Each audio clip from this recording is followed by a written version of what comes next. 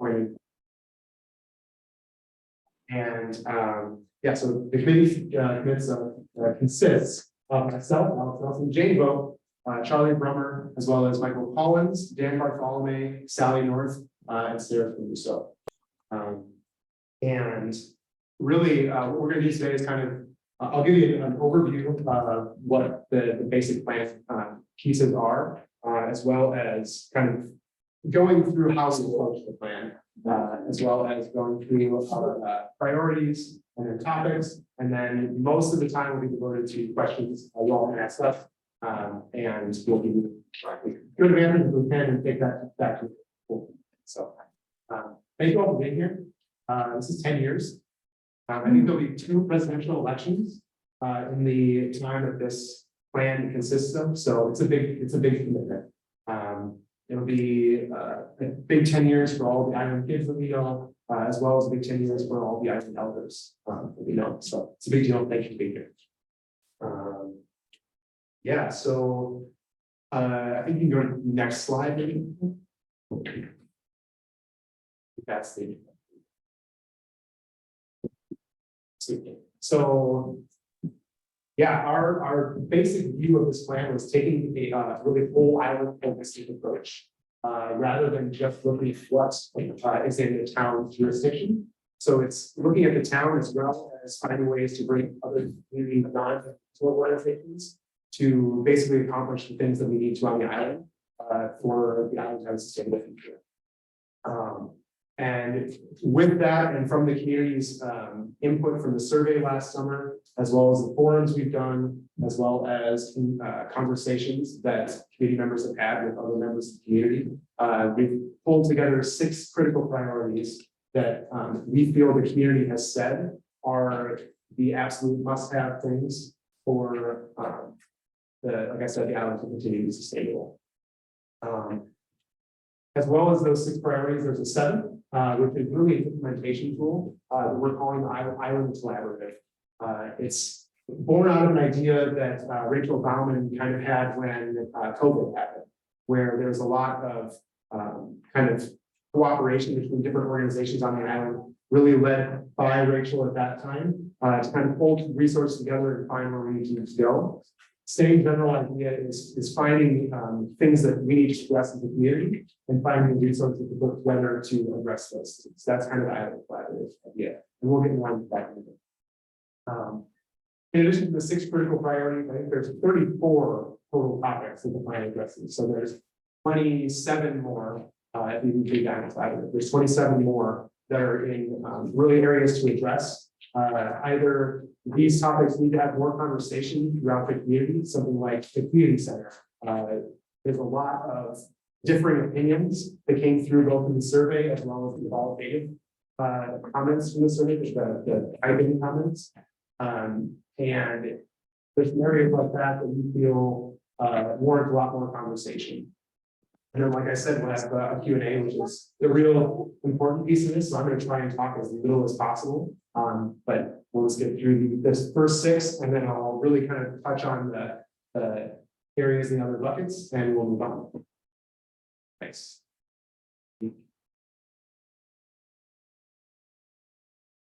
Yeah, so like I said, we've been working with the community up until now, really kind of funneling a lot of ideas in. And now we're at the stage of we've sent this to the TPC. This is like I said, a Q&A session. So the time for public comment is August 24th, when the TPC holds a public hearing. So right now we're just taking in thoughts, ideas from the community, and then at that point, August 24th will be the real public comment. Right. So, like I said, we've come up with 6 critical priorities that we feel the community has communicated to us. The first being affordable, available, and reliable access to the island. The plan goes beyond supporting the work of the Harbor Commission in really addressing how the ferry is run in the public interest, as well as the plan recommending long-term tiers, restoring long-run tiers for provide better service for workers, students and families and folks that need to get off the island for medical reasons or medical services that aren't offered on the island itself. The plan also recommends deliberate action to plan for the succession of the wind sled and ice road and the folks that are running that. The next item, household success. So this is kind of a bigger idea that kind of encompasses a lot of the plan topics. Things from childcare to aging in place and elder care. Really, how can we support households on the island of all shapes and sizes? Whether folks are in their middle life, in their beginning life, they just moved to the island or starting a family, how do we support them? So really, it's things like transportation, year-round availability of goods and services, year-round availability of housing, transportation to the island, childcare, healthcare, further healthcare options, emergency service volunteers, and more than that. The next item, property taxes. Really, one of the things that was heard very strongly throughout the survey and the qualitative comments was a desire to get more from Acton County and the school district for what we're paying for taxes. And if that's not possible, taking whatever action is necessary to make sure that we're reducing waste as well as getting what the community needs as well from that tax payment. Affordable housing, the need for the community is quite clear. And the town with partners needs to step in and with partners like developers needs to step in and really provide whatever necessary support needs to happen to provide housing for people who are going to be here year round and are going to work at some point. Emergency service volunteers, that kind of thing, as well as educators and as well as non-emergency health providers. The point is a food desert. I don't know if you're familiar with the term food desert, but the access to fresh food year round is very limited.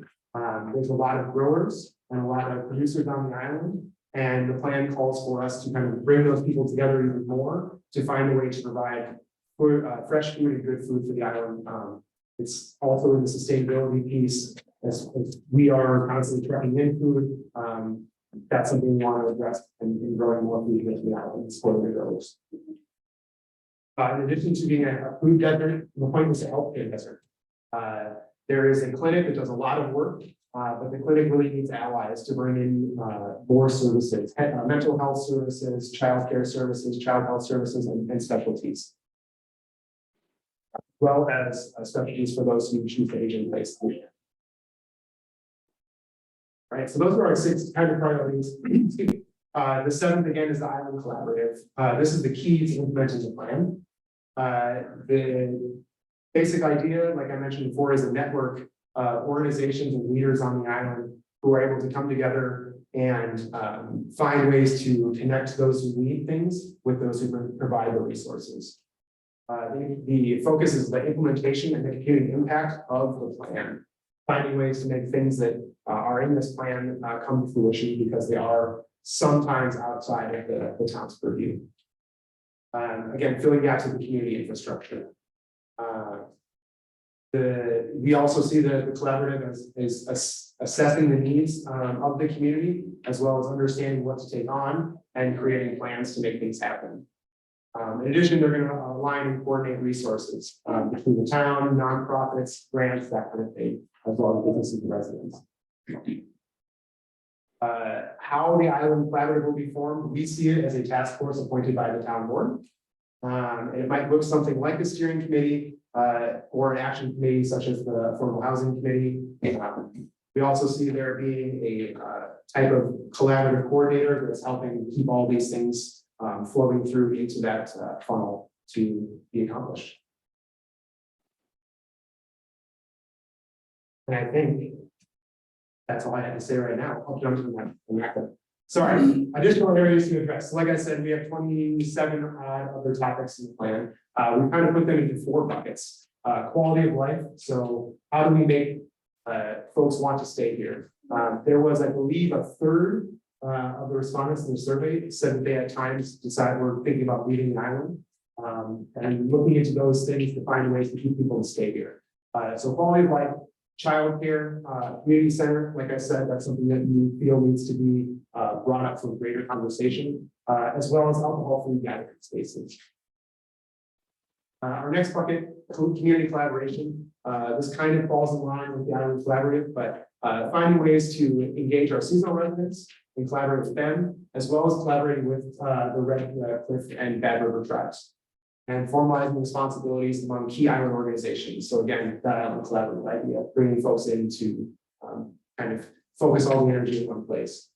We also feel that one of the things that would help be an implementation tool is have the town hire a grant proposal writer. Someone who can help bring federal funds in and other nonprofits as well. Another ask from the community was that we improve the community or the town and community websites. So that's mentioned in the plan as well. Fourth bucket, or third bucket, is the economic vitality. Again, year-round availability of goods and services is something that will bring support a lot of folks on the island. Again, talking about leadership and business retention, things like the wind sled and ice road. Basically looking at businesses that are crucial to the function of the island and finding out ways to create a succession plan. Also, in economic vitality is understanding the public space and how we use the public space, specifically looking at downtown space, as well as business activities in the downtown space. Also addressing economic vitality is the first impressions of the island. So when you get off the ferry, what do you see? There's a lot that's been done in the museum to kind of change things around there, but that was something that was mentioned a lot in qualitative comments. The community also asked that thriving artists continue to be supported. Again, some of these topics are looking at things that we want to see, the community feels the town has been doing a good job at, and thriving artists is one of them, supporting thriving artists. And then our last topic in economic vitality is bicycling infrastructure, specifically looking at ways to make roads safer. Right. And then our fourth bucket is natural environment and heritage. This also includes a lot of zoning pieces and land use pieces. The number one priority and reason that folks love the island was the island's unique sense of place. And that's really kind of hard to define, but you all kind of know what it is. There's something different about it. And so working to maintain and preserve that sense of place, as well as the heritage and historical spaces, whether they be historical buildings in town or Anishinaabe historical sites. Again, maintaining the wetland protection the island has done so far, and maintaining access to nature, such as the town park, Jones Beach, places where people can get to the water, and also into nature like Castle Trail as well. The plan also addresses climate change, as well as short-term rentals, the junk ordinance, the enforcement of zoning ordinances, and also the education of property owners around those zoning ordinances so that folks can have their voice heard. The plan goes into talking about density and how we use the land and how we balance that with finding homes for folks, as well as with campers. Right. Now I get to stop talking.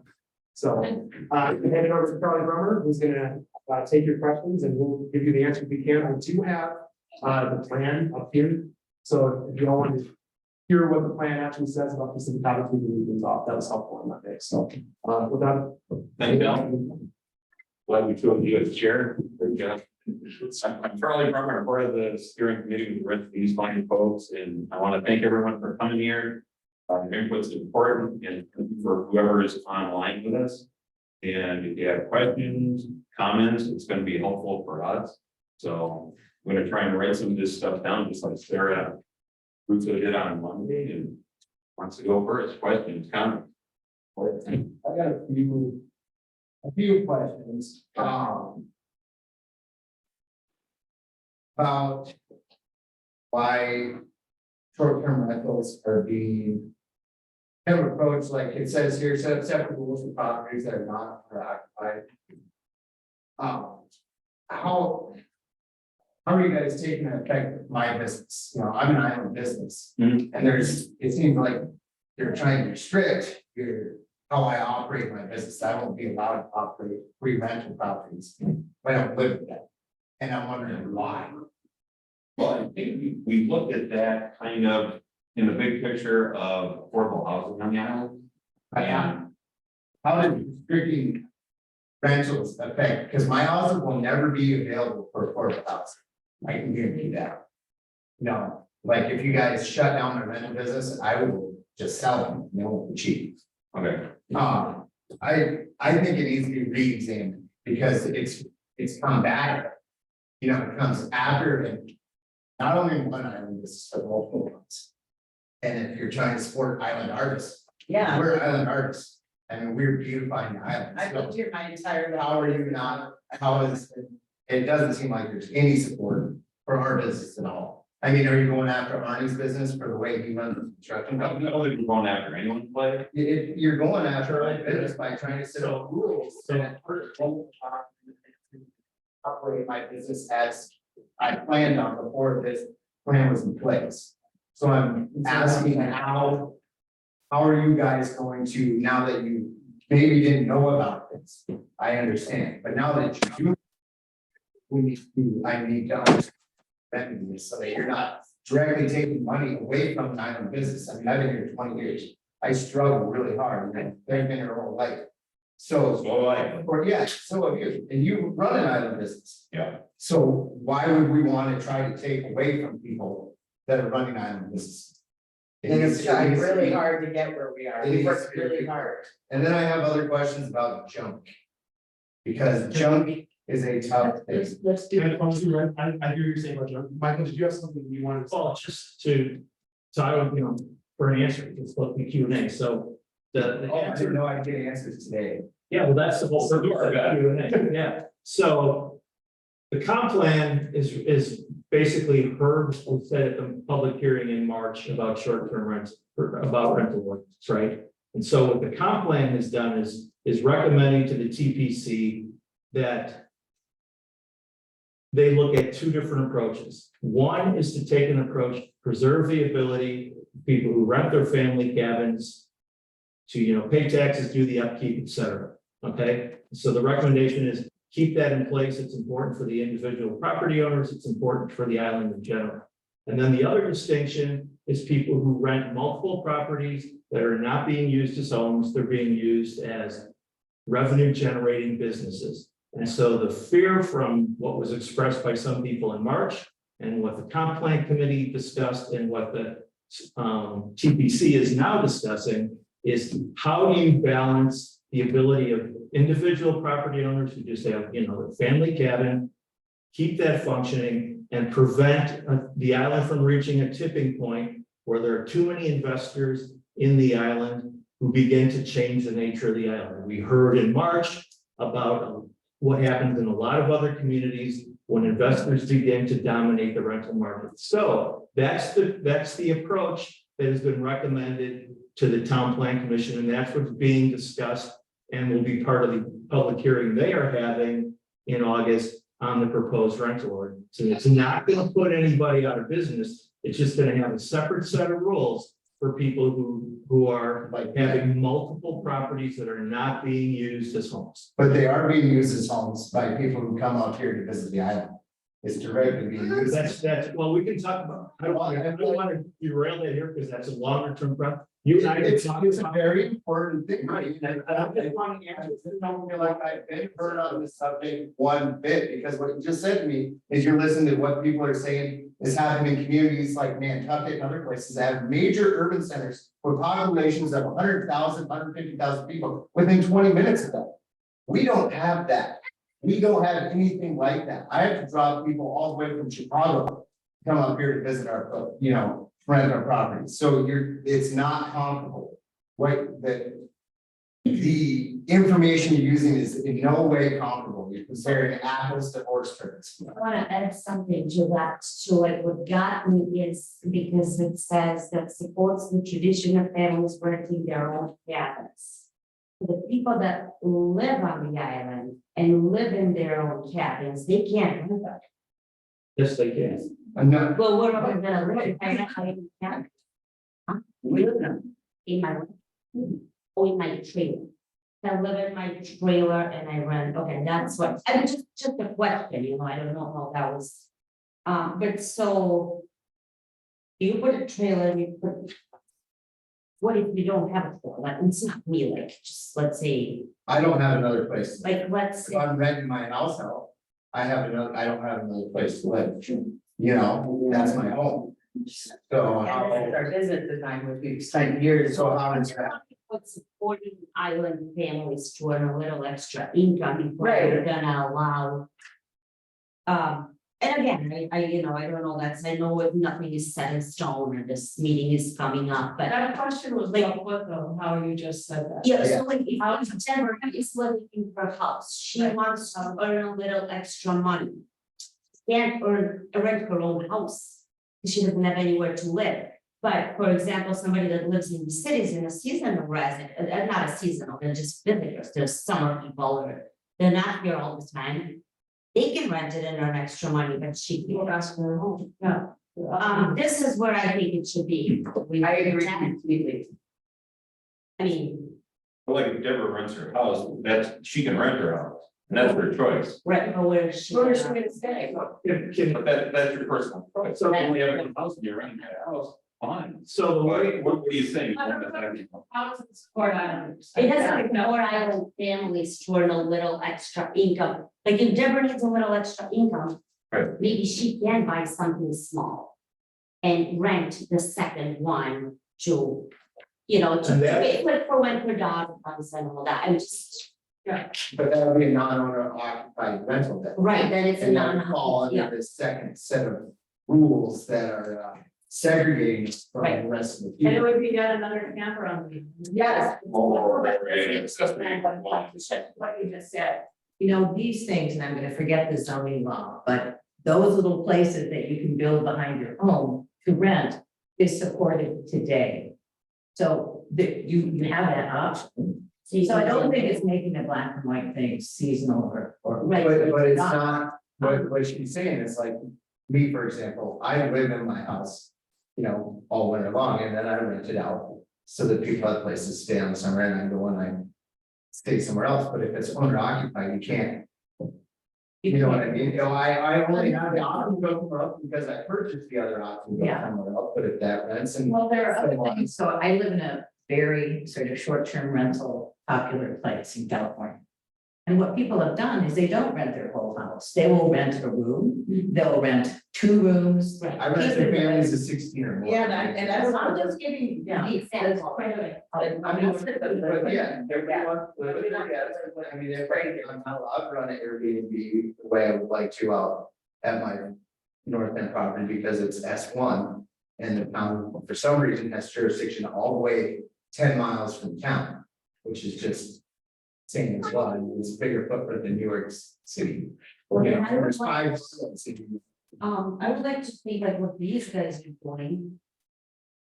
That generates room tax for the island. Yeah, I'm bringing income in. I don't think anyone wants to do away, right?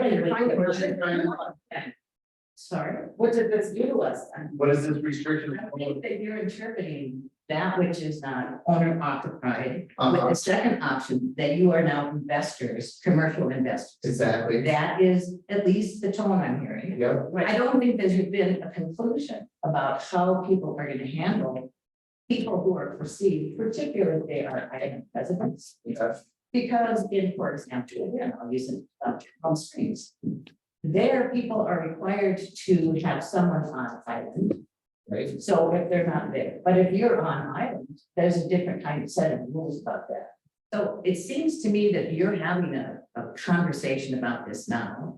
They're the ones. This is one issue we're heard about before it gets put into solid ink and becomes a further thing. I want to make sure, That's huge. because I don't feel like this perspective has been heard by the communities yet. Okay, well, And that's my fault too for not filling out that's all right. surveys and things. And I mean, I climbed off a roof and drove into town here and I have to go back out to it after we're done every day. But I feel like it's important that we. It is, Or- important. It is important. to And hear. it, yeah, And if I'm not participating, I don't need to be contentious by you. No, but we have also the listeners here. Yeah. Who are gonna implement and write the zoning. Right, and that's, We already had a public hearing on that subject back in March, probably having another one this summer, so I would, in August. Yes, I would- That's what this was. So I. you know, the comprehensive plan is kind of like a broad brush of everything, yeah, it is in there, like, it doesn't get to the specifics like the town planning commission will get specific. Okay. But yeah, I get what you're saying, I get what Elena.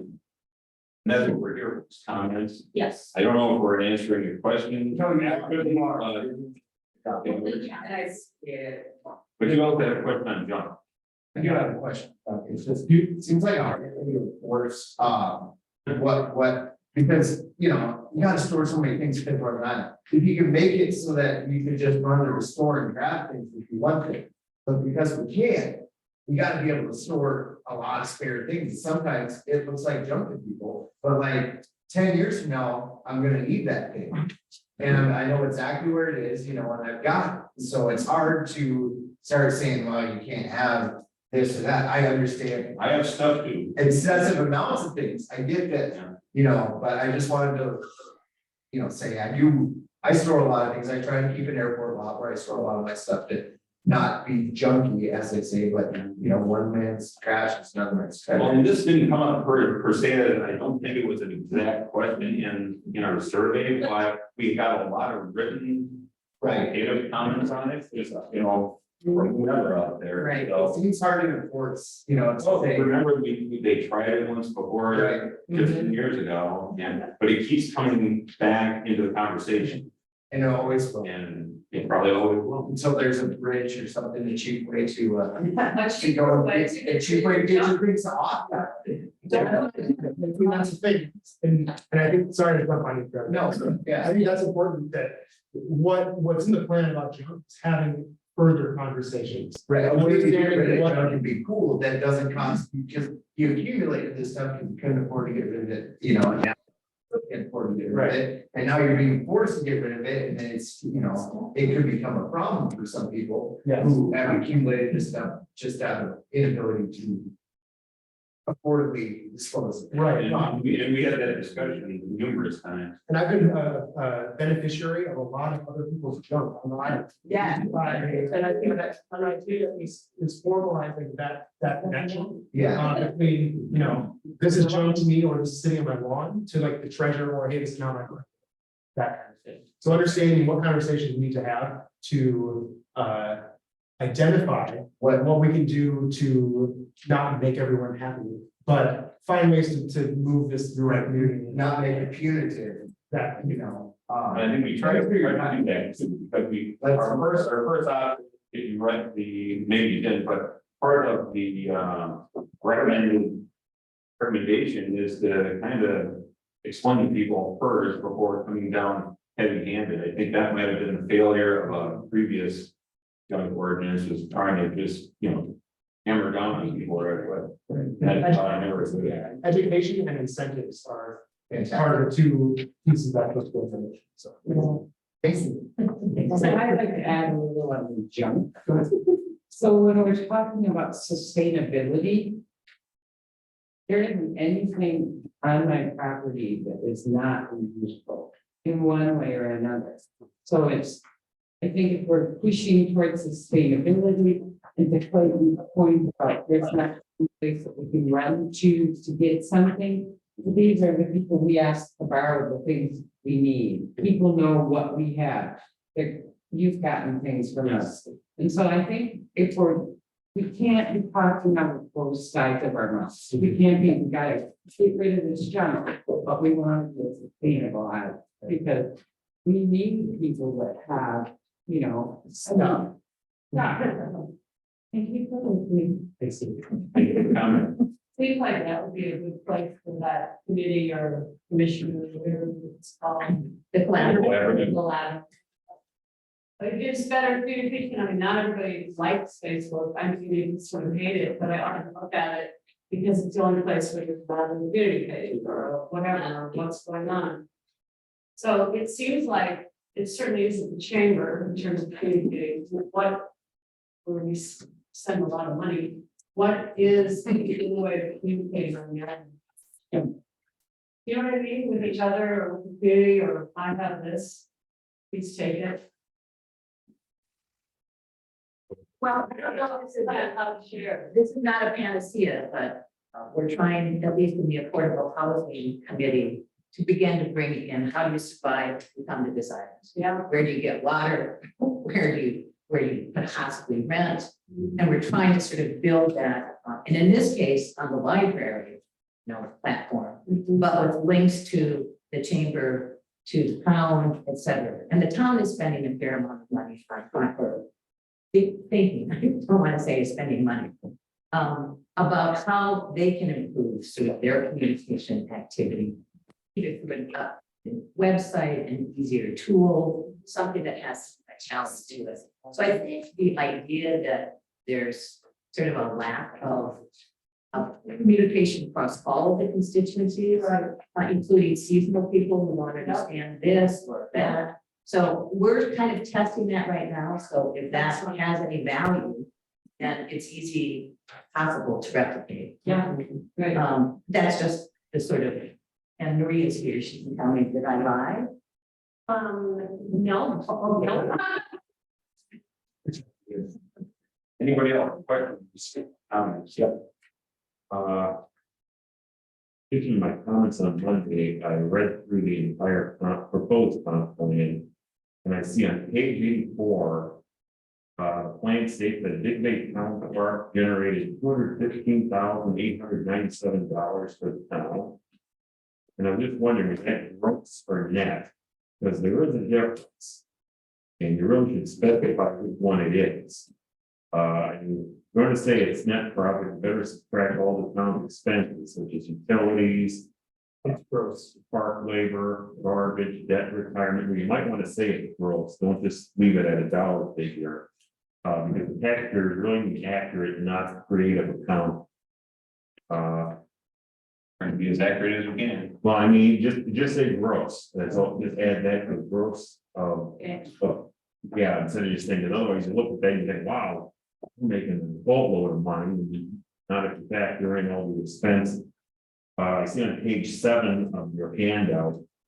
Under density, to preserve the island's overall low density and no density standards. That's a good thing.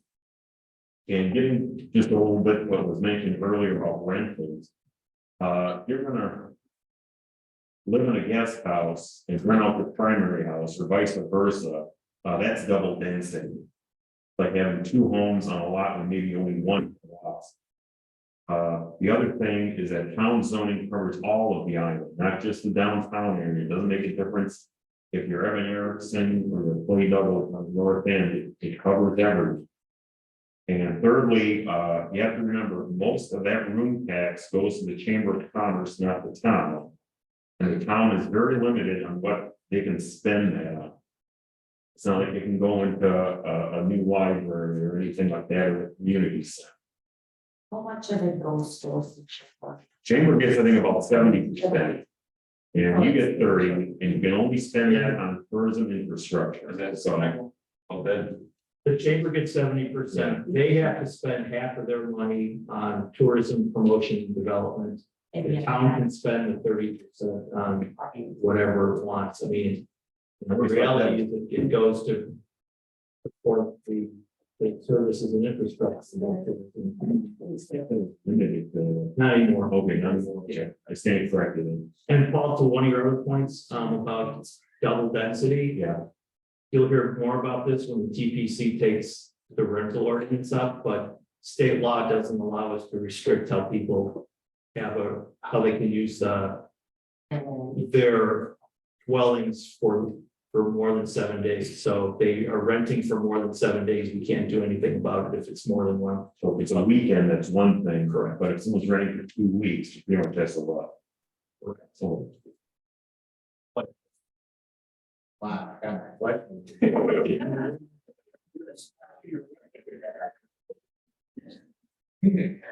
It's like, What did you speak about just before that?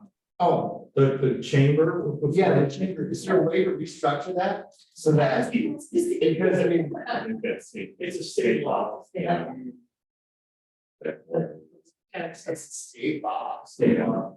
Well, there you go. So there is a way. Is there a way to restructure where that money is spent in the chamber.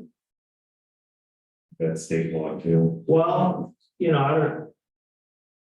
They are required to spend 50% on tourism development and promotion. So it could go to like the bathrooms. Per se. So, yeah. Keeping our. Is your bathroom, How, just one? how, if I find that, I don't know that state law is overly kind of detailed on how you define that. So I would say there's probably the possibility of having those discussions as a community. Good point, like in bathroom in the winter. Yes, That's really important. Shouldn't have to do that. What's up? Oh, I thought we were moving off the bathrooms. I think we are, go ahead. So. When this whole. Commission got put together, we contracted with Northland College to do some research. So I was reached out to by a young woman and talked to her for about 30 to 45 minutes about what the challenges were, what we would need to have. I mean, because like this talked about the island being a food desert for most of the years, and it's kind of pull these people together and that type of thing, but I'm not seeing the solutions. Like I offered suggestions and solutions, and I followed up and found out that she had graduated, and then it probably never even my words and things. So I guess what I'm saying now is as we're going forward with this, I would be more than happy for somebody to talk to me. I also asked that girl to call the other people that grow food here, and none of them were contacted. So it feels a little bit like, yeah, let's help the growers on the island, but one tells you what you need, what the concerns are, and don't tell anybody. You know what I mean? So I'm pretty sure you guys are unaware that that happened, that I was contacted, and that none of what I said was, and so I guess I'm just taking this opportunity to offer to talk about what are the things, some of the things I have mentioned to the student. Okay, thank you. Thank you. So something creative like some sort of greenhouse or facility or collaboration or whatever it might come out of. Here's kind of the challenge that the plant steering committee has, right? It wasn't our charter to sort of solve the problems, because God knows we're much more about solving. And so we step back to sort of say, what did the data show? What did the people in the community say? How sort of repeatable has that been stated, and sort of draw sort of up various kinds of categories that we can capture things, and then various sort of very specific, what we think are the 6 most important things, right? Because there's limited time, there's limited money, and some things are running really great, just make sure they stay that way. Yeah. Some things are like, well, it just needs some tweaking, and some is we have a real gap here. And so that's kind of why you don't see in this document any specificity. You see recommendations that are relatively high. And not sort of do a clearinghouse for affordable housing and have it stored, it's not that specificity that we get to go to. And so if that helps, so this should be a conversation that continues. Yes. And when you think of like the collaborative, that's a perfect thing to say, all right, we have a problem here with food 24/7, 12 months a year. Some we don't have any problem with. Well, how can we get together and take advantage of that? And that's the intention of that sort of mechanism, to sort of keep it from not kind of dissipating down into little corners, but say, no, this is continuing to have our overall insights and participation. I don't know if that helps, but that's kind of the intention of what this, is this created. Yeah, the question of food is obviously pretty high on what we saw. Food was very high, it was one of the top 6, right? Didn't Marty Curry have a greenhouse down there? Oh, my God. Yeah. Like that would be He did. helpful, would be, Successful. And we grew lettuce and stuff. what happened to I think It's smaller than a it? What did happen, right? It's, and it's hard to get. Major. Yeah. I think it's good to put one up. Yeah. One that's down in the earth, that's got some pretty sweet features, so, you know, things like that.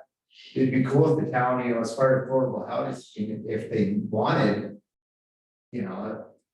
The town should try to buy some land and put some units up on. You know, I mean, I know there's not a lot, but I know there is some if you talk I about. have an answer for that one too.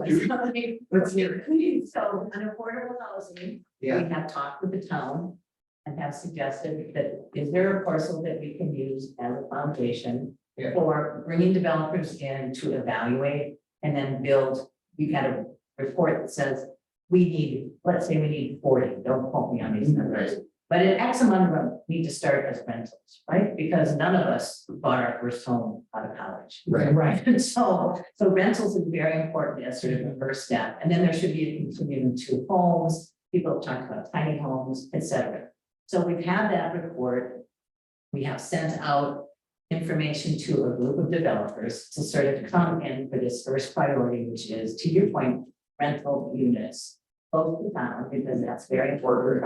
And yes, for affordable. So between 60 and 100%, or 80 and 100% of, 120% of the AMI or the area median incomes, so that people can kind of balance that.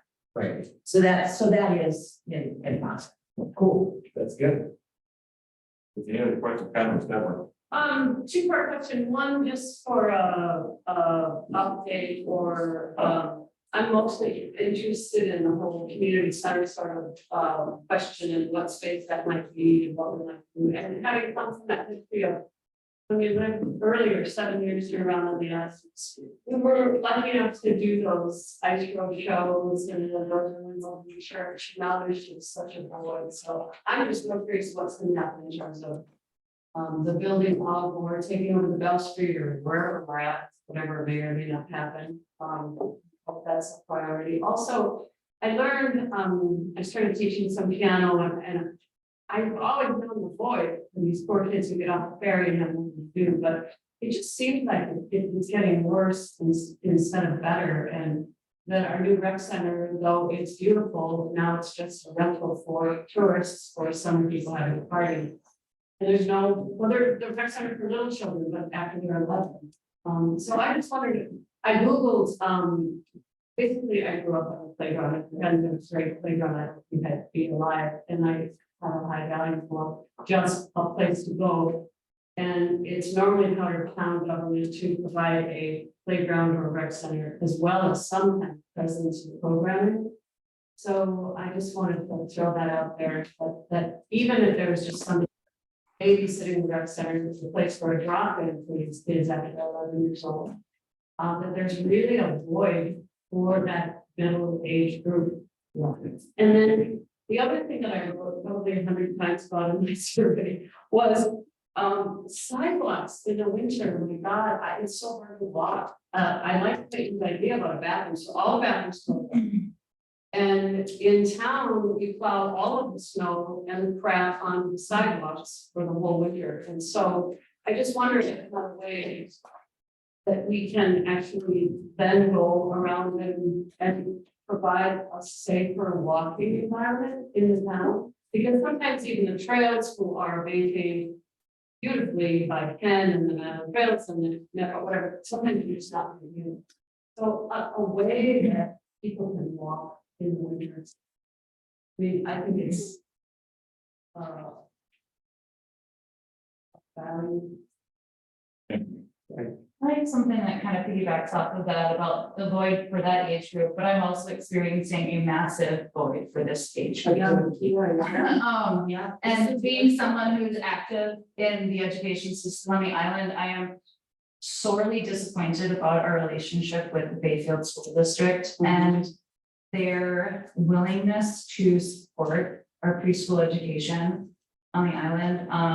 It's even a question of whether or not we will have it with this one coming up, because she'll be the only one and I'm not about to part with Bayfield. So if you want to talk about young families and all of the things we want to do for them, I am very curious how we approach our relationship with the school district and what we're getting out of it as taxpayers. I can't imagine because if I might, when we raised Ginger here, when she was 3, she and Luke were the only. Jake, sorry, I know that. Jake were the only 2, and there was a Head Start, so we came over like 3 times a week, and it would just unload, it would be 2 hours where I knew she was cared for by someone who had those skills and the knowledge of what she was done first. And it was wonderful, it was a wonderful woman, and then when the next year came, Beth Briggs, who got free ferry, was one of the parents, I was one, Debbie Knopf with Katie, Jen Nelson, there was one other, Amy later on back. So anyway, each mom would take a day, and my Head Start day was gorgeous. I would go shopping, I'd have breakfast, I love. So that thing for young people, it's crucial for the parents. So. I'm on the school board, I'm on our local school committee. We're getting a second teacher. A half-time teacher, maybe that could be incorporated with little people for. That would be great, but I also understand the stress that is experienced in that school right now, and I. Like we have 5 kindergartners and it's gonna be a part-time teacher, but again, I mean, maybe that part-time teacher could be a full, you know? Yeah. This is something that. And I know it's tough. You send them. Yeah, and I think that's where I come from as a taxpayer. Yes. What am I getting out of it? And I am a teacher in the system. I'm experiencing the system from an employee staff perspective as well. And it, as a person who lives here year round, it makes me think about education very deeply for my child and how I want to go forward with it.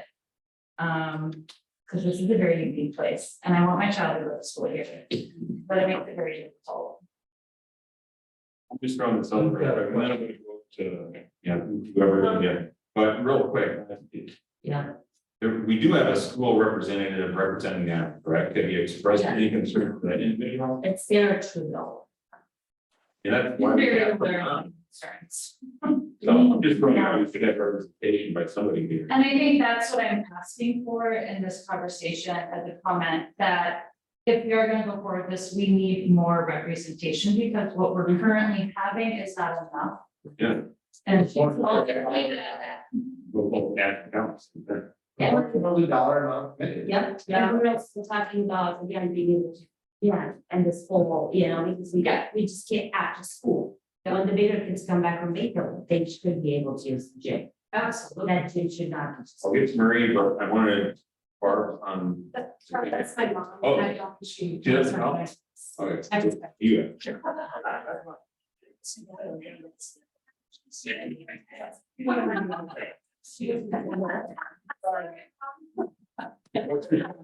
Anything? What's the? Marie, do you have something here? No, Oh, okay. that's not a real. Okay, that's fine. That's you, if you have. Yeah. So these things up. What's up? I'll tell you, I think you really can work more for the school angle than having the town do it. As I said tonight, since all this boatloads of money to them, it's nice to get a little bit back. And, I'll tell you, my brother and I grew up here, there was no daycare. We went to the library Friday afternoon for an hour, that was it. Pretty much for daycare, we got drafted, we went to work with our parents. Yeah. We're real good at dusting furniture, small hands get to small places. And I think we did pretty good. My brother was #1 in his class in high school. I was #3. He graduated college in 4 years. Did very well there. So I don't know if having a community center or something like that is as much of a need as it is a want. And for crying out loud, taxes are high enough the way it is, and it's nice to have all this stuff. But if it's gonna raise the taxes so much, and you can't afford delivery, what's the sense of having it? If you can't afford delivery anymore? Well, community centers obviously been a thing on the community's radar for a while. I mean, you came up here to get away from the cities, or wherever, whatever major metropolitan area, please don't bring that junk up here. I don't think a community center is junk. I think it's a way for people to gather without having to go to a space where your expectations get drunk, or where there are so many people around you that are drunk that you don't enjoy yourself. Just a space where you can gather, whether it's young or old. And I don't think it has to be a $2, $3, $4 million enterprise, but I think there are solutions. On the lifetime keys over, so. But to your point, yeah, I mean, what you look at the library 40-some years ago compared to what it is now, there's no comparison. Oh, no, there I isn't. mean, the community should be, and I think they are, very satisfied with what the library offers, because 40 years ago. Didn't look anything like that. Okay, sorry. I just want to make sure there was two issues kind of discussed there, right? There's the community center, which in the plan we're saying needs more conversation with the community. Like, we all need to come together and talk about that.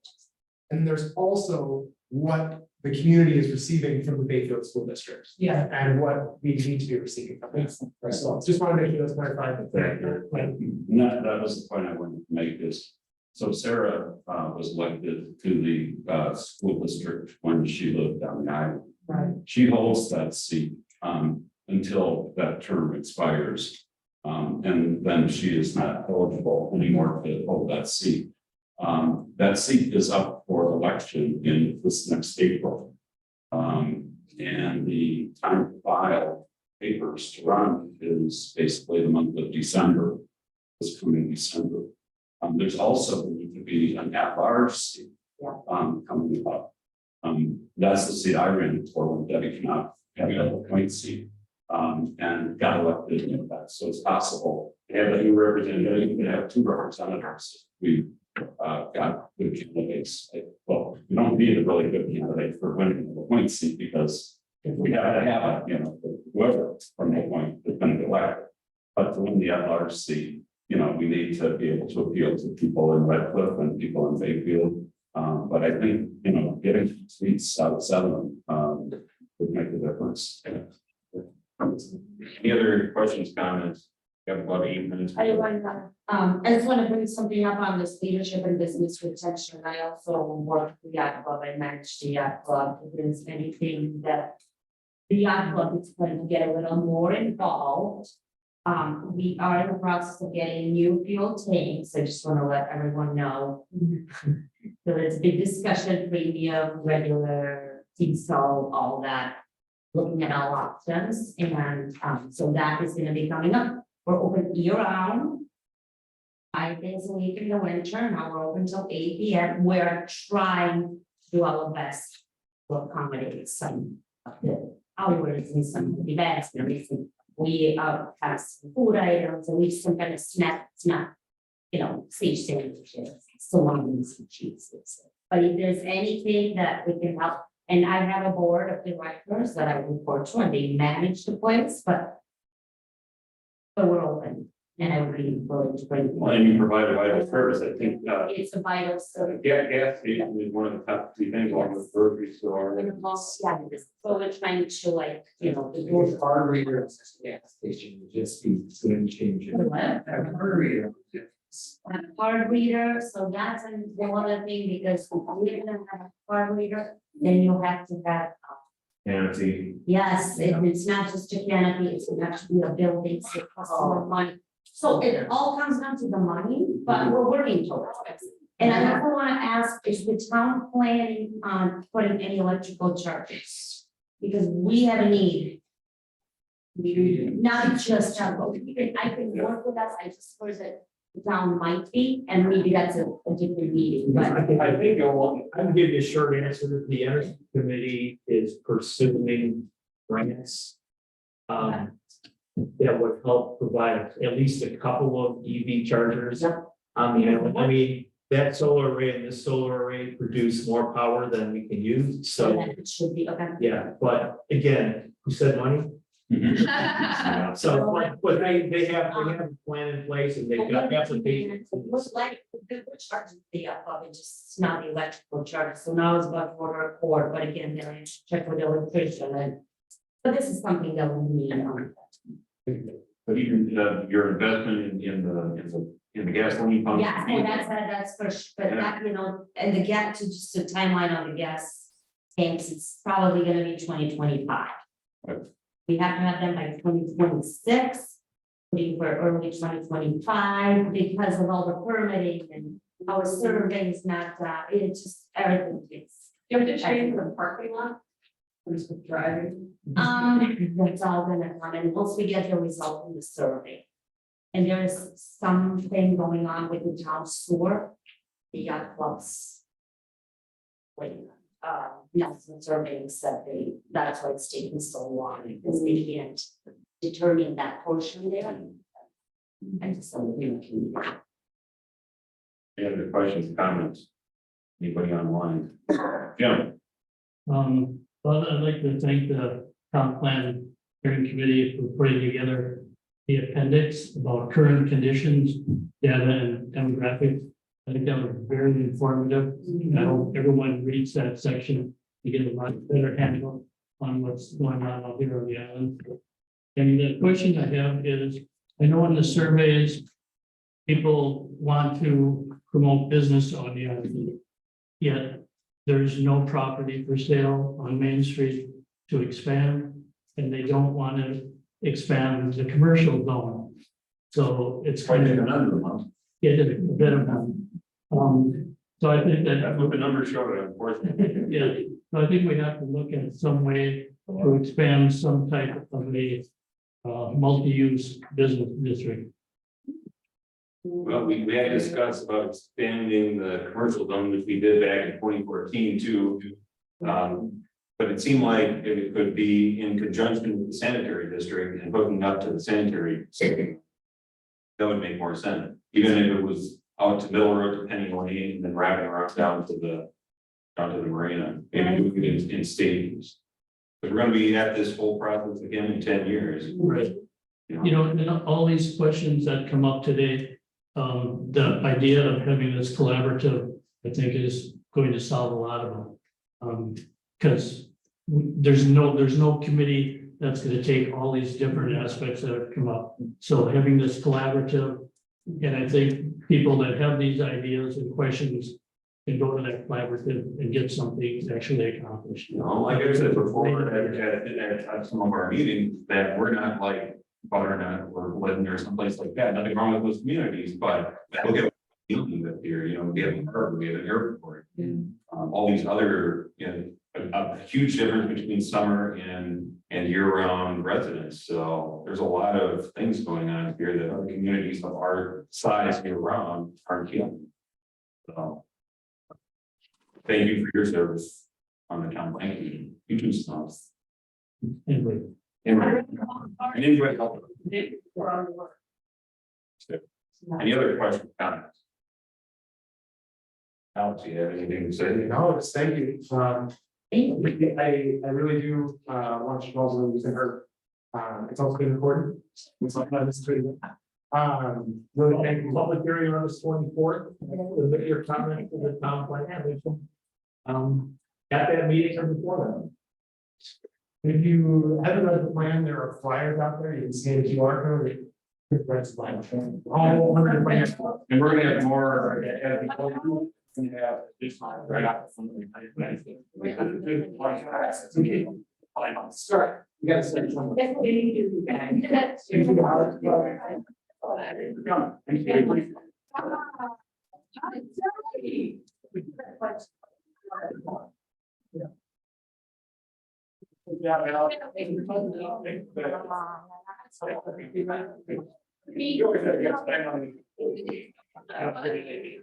I would never.